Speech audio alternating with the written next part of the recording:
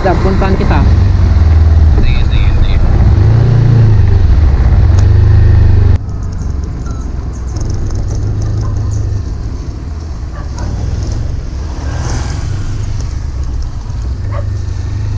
Likod.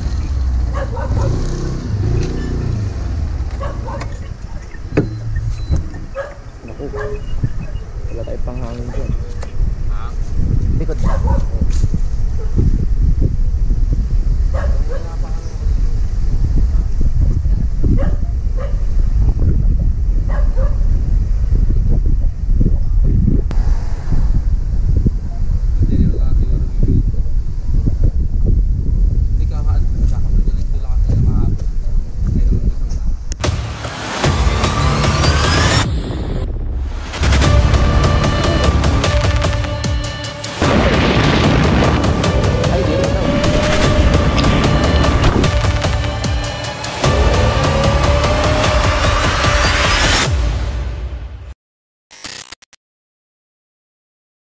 Ito nga pala yung kapatid ko, si Kyle.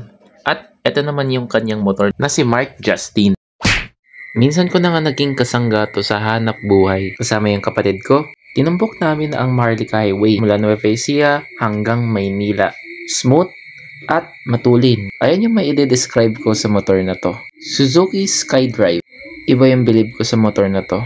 Mula paghahanap ng trabaho hanggang sa papasok at pauwi ng trabaho. Pero syempre, hindi na rin magtatagal yun dahil nagkaroon ako ng offer sa Nueva Ecija. Pero yun ay way back 2024. A year later, nagkaayaan na naman. Para sa isang short ride kasama si Kyle at si Mark Justin. Destination, Lactas Falls. Matatagpuan ito sa Dingalan, Aurora. Kaso along the way, nagkaaberyan na nga yung kapatid ko. Nag-change oil, tapos naputukan pa ng gulong. Ang masaklap pa doon, yung vulcanizing shop nasa bayan pa ng Dingalan. Malayo-layo pa kami sa bayan kaya wala kaming choice kundi mag-running flat yung kapatid ko. Nga naman ako ni Alvin papuntang bayan para maghanap-hanap doon ng vulcanizing shop pansamantala. Diyan naman sinamahan si Kyle.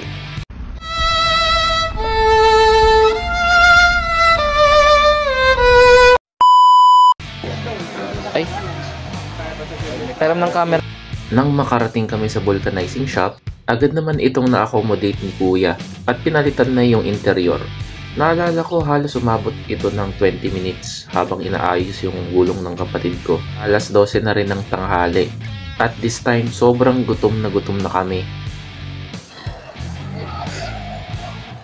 Alright, we're back on track. Okay, nakablog uli. Oh. Diretso na ng falls. Ang dami ng oras na nasayang. Pero ganun talaga. Laging may aberya. Hindi maiwasan.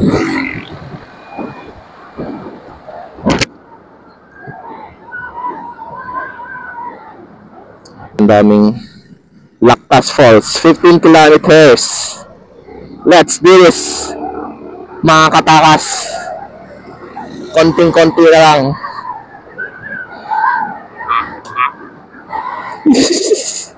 Kainit eh. Antokin ka talaga. Ang ganda ng view doon.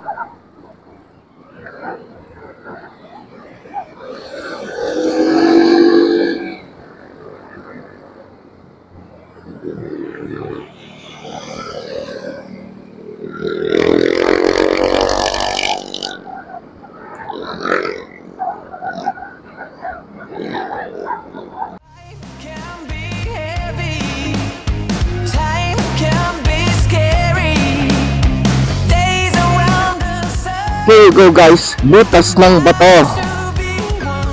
Butasin mo ang bato ko. Sa wakas. Butas na gulong na napunta sa bato. Ha?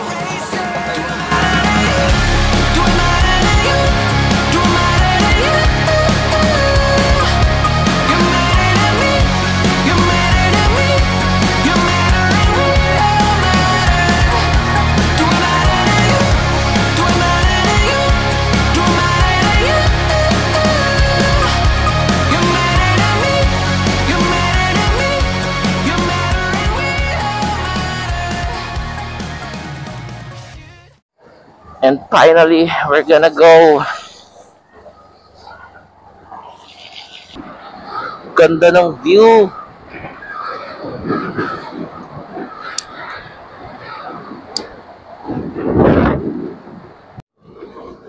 Oh, ang ganda. Goodness. Sheesh. Ang astig.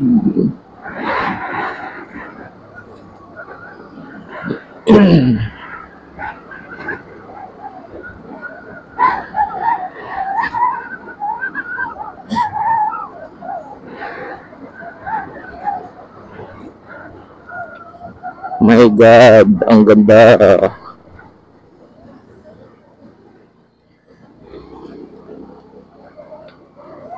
Ilang percent? 29%. GoPro. Huwag kang malubat. Kailangan pa kita.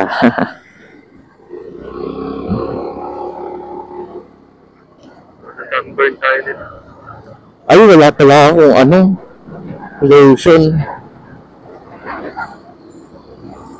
Di ba, minsan lang na masandong. Oops.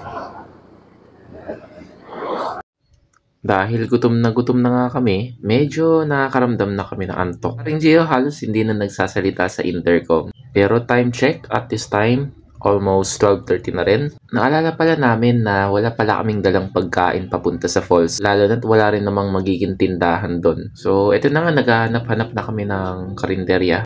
At tindahan na rin kung saan pwede mag-cash out. Kasi mahirap nang walang hawak na pera. And shortly after that, nakita na rin kami ng karinderya sa tabi.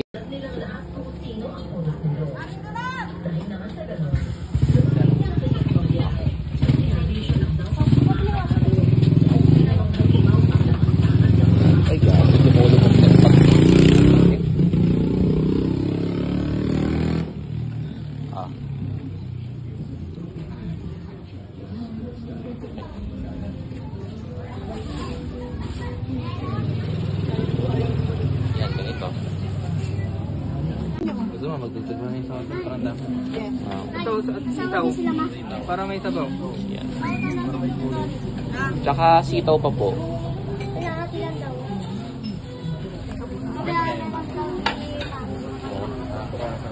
Dagdagan nyo na ang kanin. Dagdagan nyo na.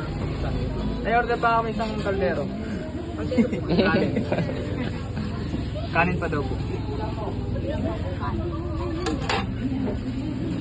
Isang... Ano pala? Sakto.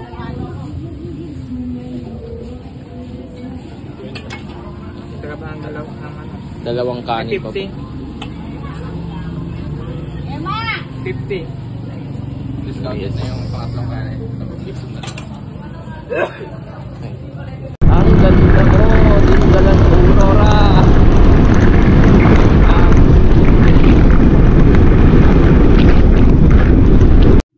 No time to waste. Kabili ng ilang fried chicken, isang order ng sisig at isang order ng sitaw. Gumora na rin agad kami. Nagiging mahirap ang daan lalo papunta sa falls. Pinakamaangas na part doon, wala na sa mapa yung lugar. So talagang trust your instincts. At para sa akin, yun yung nagbibigay sa akin ng thrill sa rides. Medyo worried lang sa motor ng kapatid ko kasi interior lang yung napalitan. At yung gulong niya, may butas pa yun. So, hindi ko alam kung talagang tatagal siya.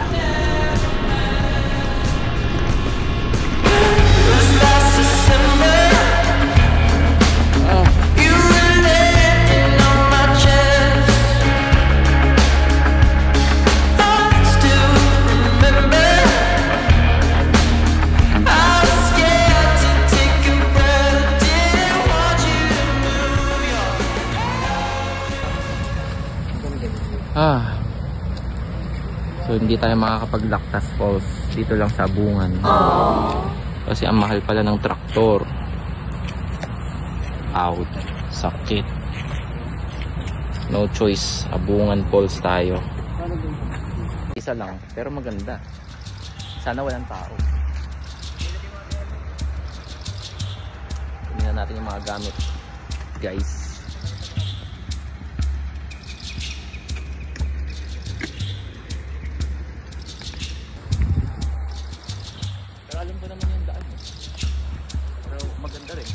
guys, may kasama tayo.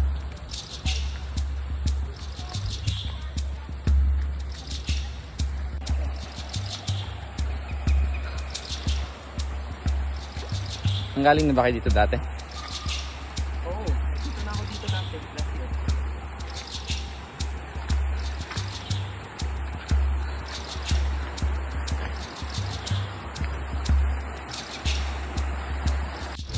%. Oh God.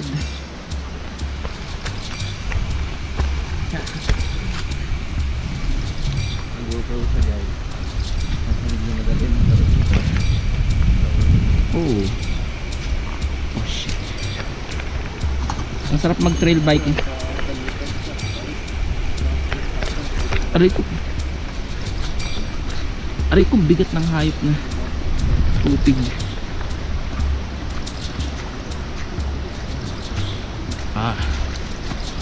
I'm getting some ominous feeling.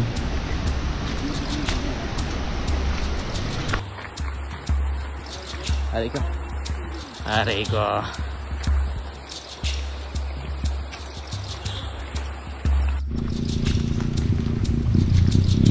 Sakto guys, may tour guide kami. Ang galing. May tour guide tayo.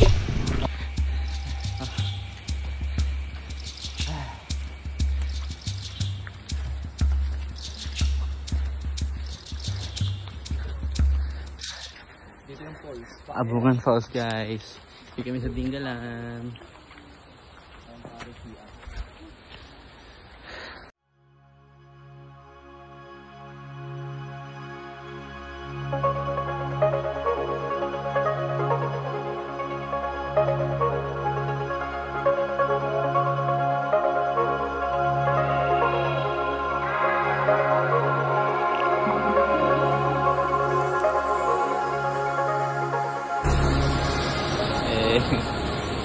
Yeah.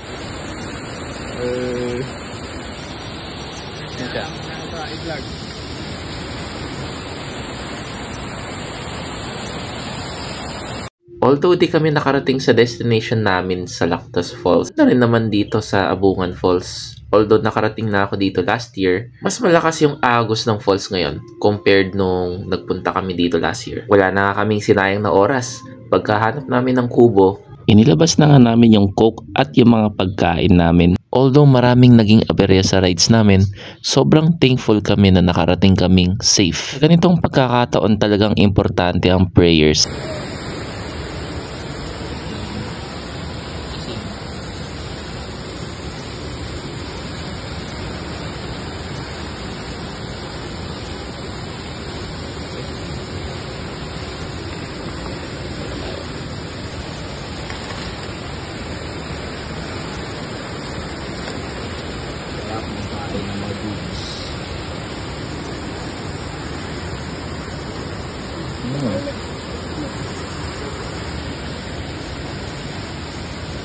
Sama rin yung tropa mo para marami tayo.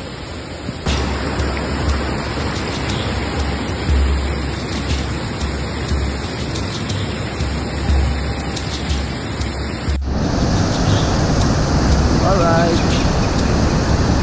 Hell yeah. Okay, naka-video tayo. 22%. Kung kaya tawarin yung falls ngayon, si Maring na Yasmin nakatawid na, Maring Arnie tumatawid na rin. Nakasandals lang ako kaya to. Ano naman, okay naman pala dito. Oh yeah.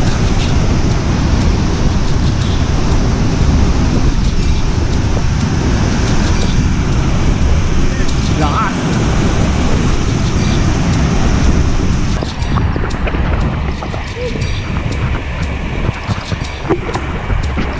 Ito malolobat na.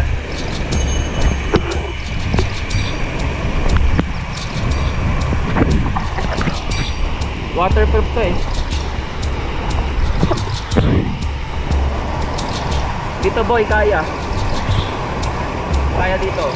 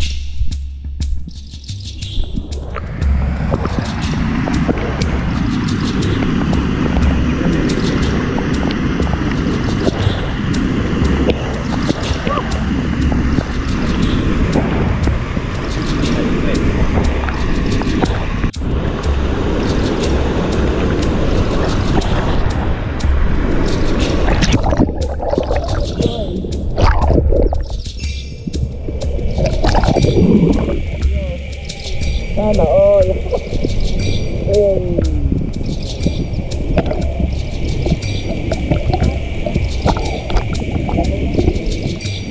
ganda na pala yun. Tamang chill na usapan lang kasama yung mga team. Dito ko rin sila hustong nakilala, sila Yasmir, sila Alvin at Gio. Lalong-lalo na sa kapatid ko, si Kyle. Halos 1 taon ko na siyang di nakasama. Usapang about sa motor, sa mga nakaraan, lalong-lalo na sa magiging plano namin in the near future. Ilalim ka, ilalim.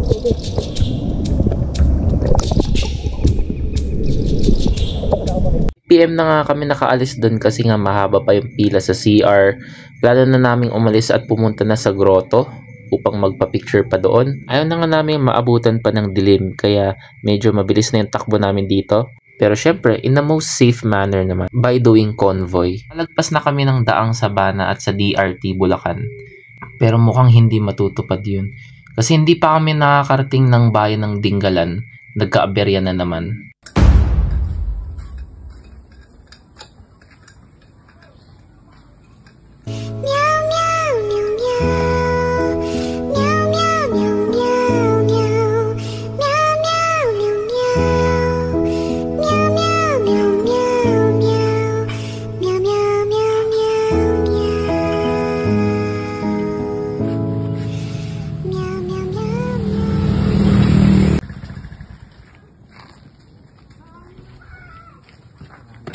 Wala na naman, aray ko.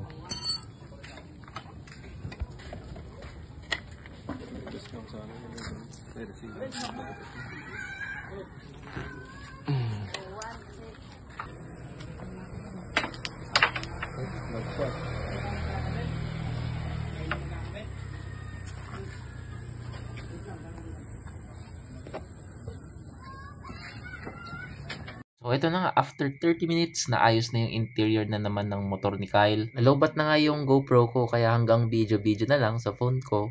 Super late na para pumunta pa sa mismong grotto.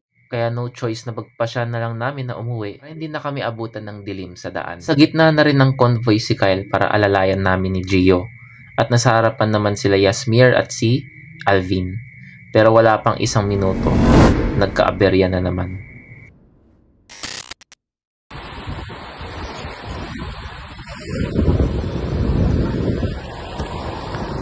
So guys, video muna naman sa seaside. Kami nasira yung gulong ng motor.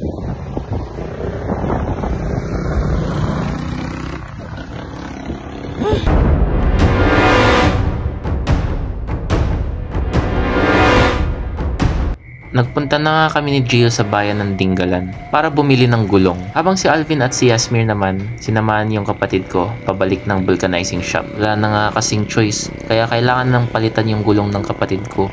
Kundi, hindi kami makakauwi.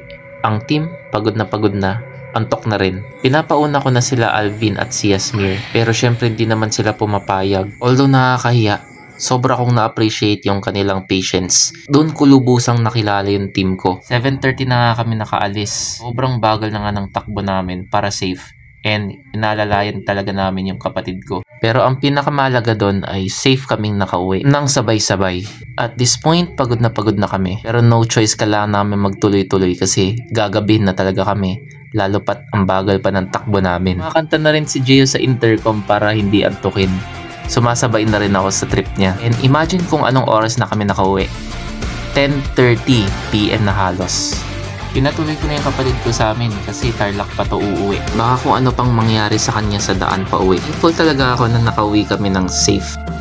So marami akong natutunan sa ride na ito. Lesson learned na rin sa amin na kailangan magpakondisyon talaga ng motor bago sumabak sa mga ride. Pero kailangan marami kang baong pera. Hindi pwedeng sakto-sakto lang.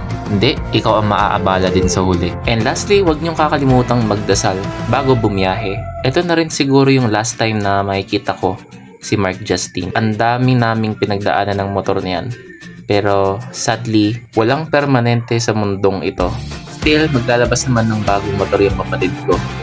So, until then mga katakas, sa susunod na rides ulit. Let's G!